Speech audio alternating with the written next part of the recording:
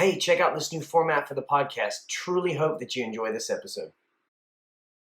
In this episode, we talk about the 5 things you should be focusing on instead of just asking the old question, how can I get more flexible? Stay tuned. Welcome to the Hit Zero podcast, where our goal is to build better cheer athletes.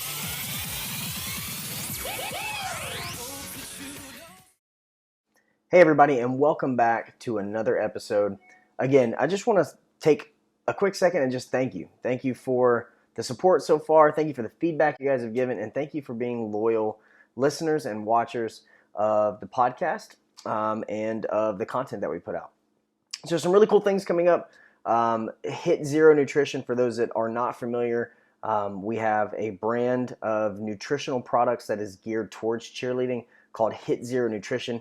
It hasn't been broadcasted a lot just because of the sheer fact that I wanted to be fully ready to be able to provide support for the athletes and coaches and parents, honestly, if they were interested in it too. But wanted to make sure that we had everything in line to provide the best opportunity for you guys to get the products.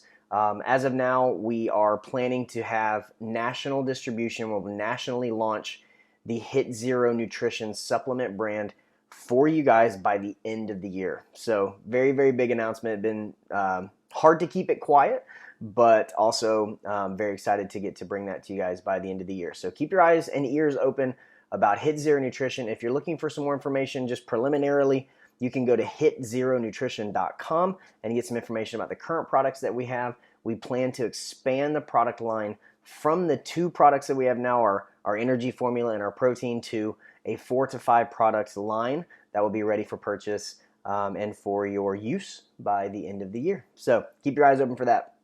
So today's episode, guys, this is a topic that I just get so frustrated trying to nicely and calmly explain this that I'm at a breaking point. And so today's episode are going to be the 5 things you should do instead of asking how to get more flexible. If you've listened to any episodes we've done in the past, you know that flexibility to me is like nails on a chalkboard. People ask, how do I get more flexible? How do I get my splits faster? How do I get my heel stretch faster? How do I get my scorpion faster? How can I get more flexible? How can I get more flexible? It's gotten to a point, like it's a breaking point for me, where I just cannot take that question anymore. Most of you do not need to work on flexibility. And I say that because a lot of times the question comes, I can't feel a stretch anymore when I do my splits. How do I get more flexible? Or I can hit a heel stretch and I can hit an arabesque and I don't feel a stretch in the muscles anymore when I'm trying to stretch them out. How can I get better flexibility? If you can do full splits and full body positions, you do not need to work on flexibility. You're done. It's like you've reached the major boss at the end of a video game and you beat the boss. You won. You're done. If you can do all those positions, you don't need to work on flexibility. Part of one of the biggest problems that we have for athletes is they're too flexible. They're hyper flexible, hypermobile. Their joints move too much.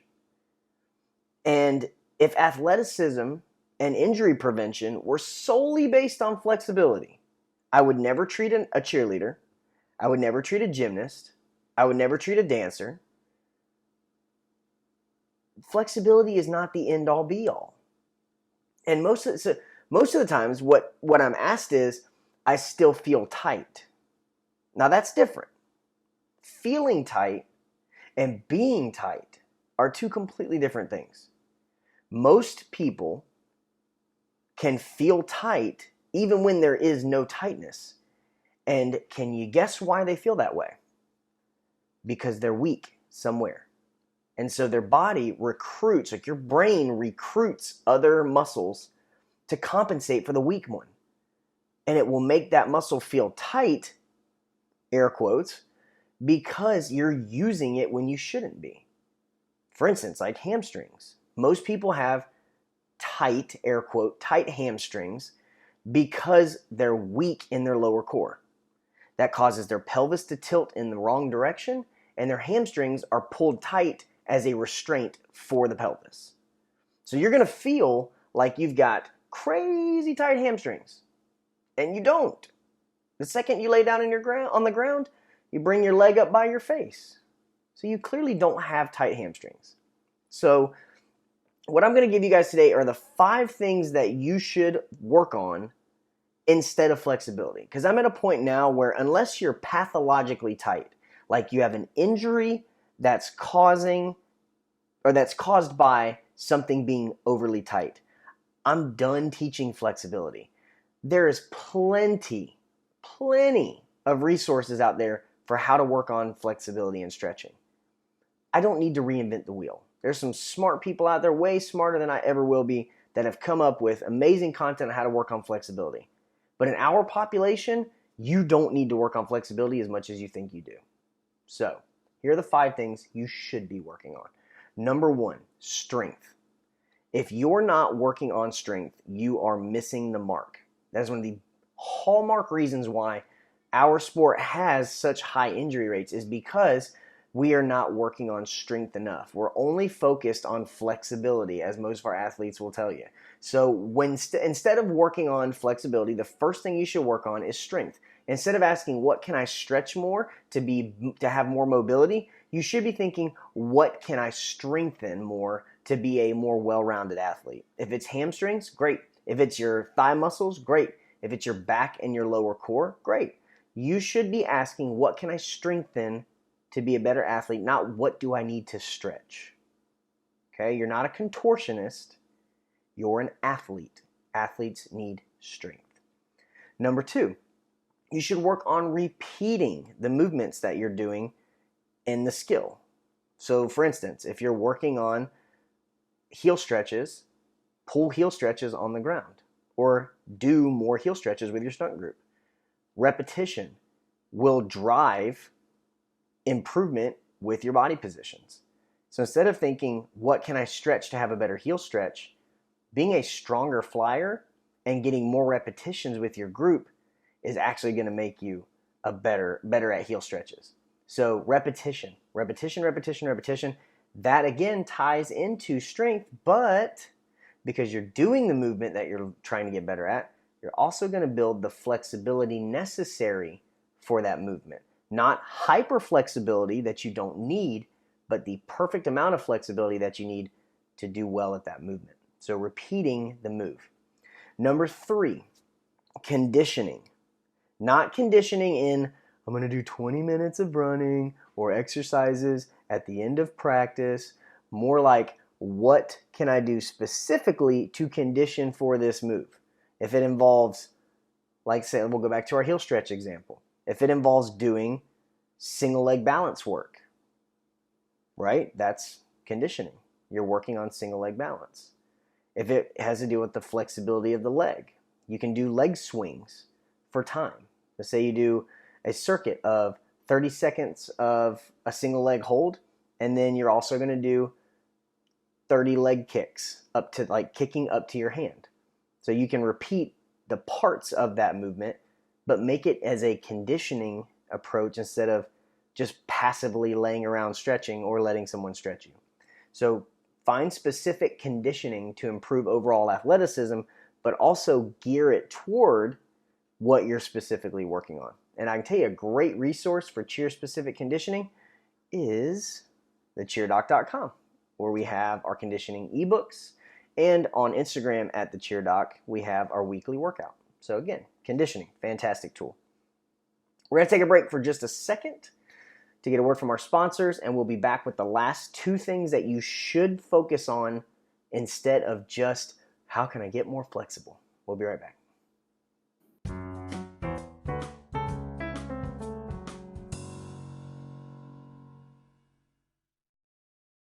When it comes to doing your best, don't let your nutrition be the one thing that holds you back from perfection. 0 deductions, 0 mistakes, hit 0. For more information, check out www.hitzeronutrition.com. Okay, we're back with the last 2 things that you should focus on instead of just trying to increase your flexibility. Number 1, just as a recap, was strength. Number 2, repeating the movement that you're working on multiple times instead of just doing it once. We're going to go, number 3 was conditioning. Number 4, drills for that movement. Now that goes kind of hand in hand with our conditioning and our repeating of that move, but we can break down movements that we need, what we think we need more flexibility for. We can break that down into pieces, just like we do in our back tuck cookbook, right? So when we talk about the back tuck, we always, we broke it down as, our jump, our set, and our pull and our landing. So we broke down one movement into 4 parts, and we developed strength and conditioning based on that particular skill or that movement of a back tuck.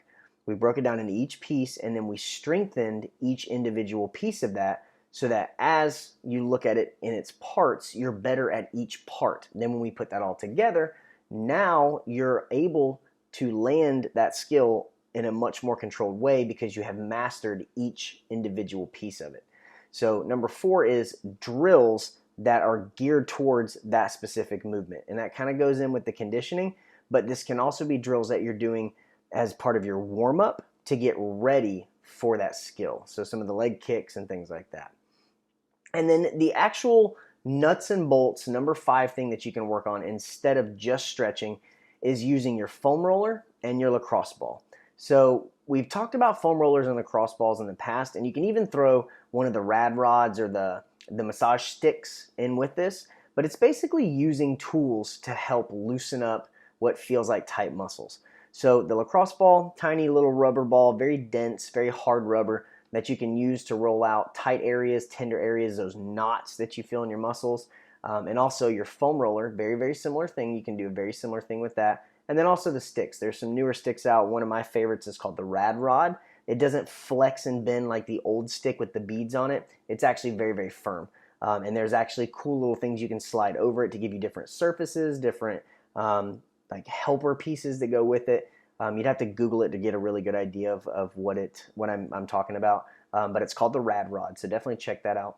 But using your foam roller and your lacrosse ball are, again, 2 extremely easy to come by, inexpensive, and effective tools that can help you to feel like you're improving with your flexibility by working on overriding some of the muscle spasm and with those muscle contraction responses that our muscles can get when we use them a lot, and can help you to develop overall better flexibility. So those are our 5 things that I would suggest that you look at instead of just focusing on flexibility. And again, this has just become, for me, I'm just kind of over it. It's a question that doesn't deserve time and energy like other important things in developing our athletes.